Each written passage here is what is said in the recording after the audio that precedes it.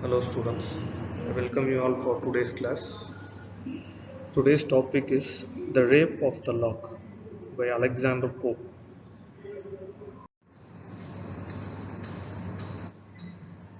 The poem The Rape of the Lock is a mock heroic epic and a masterpiece of social satire. Pope is criticizing the upper class of London for their morality, religion, norms, and the pursuit of that time. This poem saw many stages and got modified with age. Its length was two cantos only in the original version. With time, the story moved forward and became longer. In 1714, its modified version was published, which composed of five cantos. In 1717, Pope published the final version as we know it now. This includes Clarissa's speech that aided in bringing to light the morality in the poem. The poem The Rape of the Lock by Alexander Pope is a mock epic or mock heroic poem. Mock epic,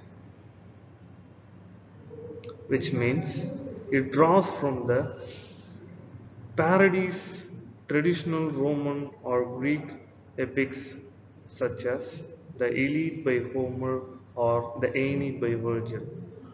The poem uses a heavy amount of satire, which is the use of ridicule, exaggeration, irony, humor, etc.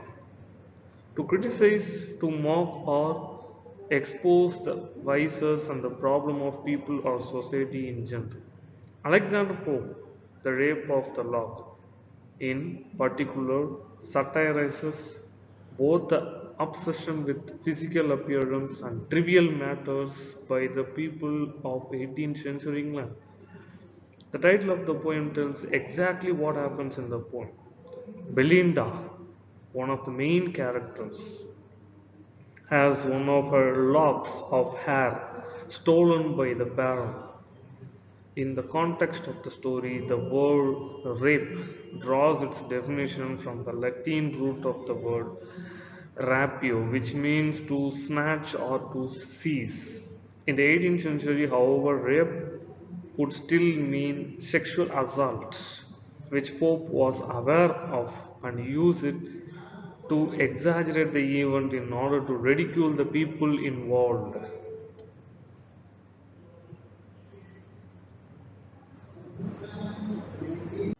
And now we are getting this title meaning, the rape of the lock to which the poem's title refers, and the major event of the poem is the seizing by force. Rape coming from the Latin word raper to seize of a lock of hair from a young lady named Belinda by her suitor, the dastardly Baron. And these are the characters in this poetry. Belinda, the beautiful young lady with wondrous hair, two locks of which hang gracefully in curls. And the Baron, young admirer of Belinda, who plots to cut off one of her locks. Ariel, Belinda's guardian supernatural creature. Clarissa, young lady who gives the Baron scissors. Umbriel, spirit who enters the cave of the Queen to Spleen to seek help from Belinda. Queen of Spleen, underworld goddess who gives Umbriel gifts for Belinda. Talistris, friend of Belinda, and that's her Plume. These are the characters we come across in this poetry.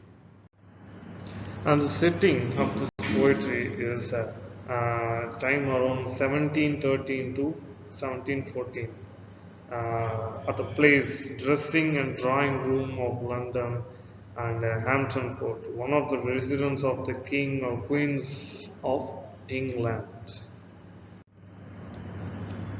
Here, the story of this poetry starts like this. Belinda arises to prepare for the day's social activities after sleeping late. Her guardian sleep Ariel warns her in a dream that some disaster will befall her and promises to protect her in the best of his abilities.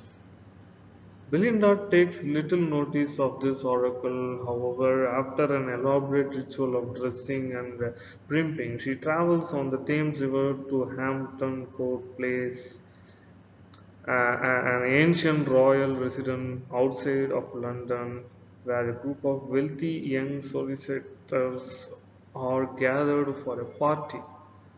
Among them is the Baron, who has already made up his mind to steal a lock of Belinda's hair. He has risen early to perform an elaborate set of prayers and sacrifices to promote success in this enterprise. When the partygoers arrive at the palace, they enjoy the tense game of cards, which Pope describes in mock heroic terms as a battle. This is followed by a round of coffee. Then the Baron takes up a pair of scissors and manages on the third try to cut off the coveted lock of Belinda's hair.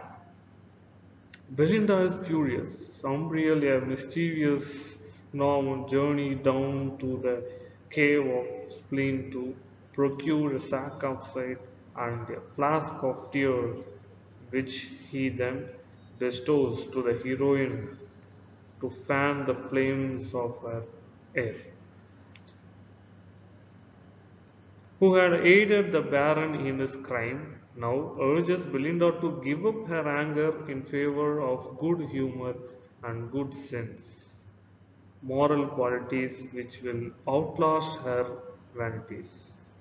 But Teresa's moralizing falls on a deaf ears, and Belinda initiates a scuffle between the ladies and the gentlemen, in which she attempts to recover the severed curl. The lock is lost in the confusion of this mock battle. However, the poet consoles the bereft Belinda with the suggestion that it has been taken up into the heavens and immortalized as a constellation. Overall message of poem.